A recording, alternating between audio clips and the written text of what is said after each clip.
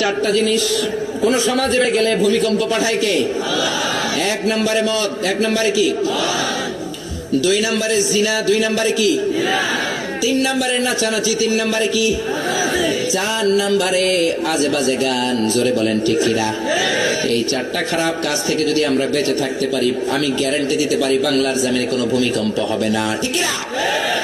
আল্লাহ বললেন ইযা যুলজিলাতিল আরদু জিলজালাহা ওয়া আখরাজাতিল আরদু আসকালাহা। ইযা যুলজিলাতিল আরদু জিলজালাহা। নবী স্মরণ করুন সেই সময়ের কথা যখন পৃথিবীটা কেঁপে উঠবে। পুরো পৃথিবীটারে ধরে আল্লাহ একটা ঝাঁকুনি দিবে। ওই ঝাঁকুনির চোটে পৃথিবীতে আর কিছু থাকবে? জোরে বলেন থাকবে? বিজ্ঞানীরা বলে, বিষ্ণু বললেন চারটা কারণে আল্লাহ আযাব আর গজব হিসেবে ভূমিকম্প পাঠায়। বিজ্ঞানীরা বলে পৃথিবীর ভেতরে, ভূপৃষ্ঠের ভেতরে ওইখানে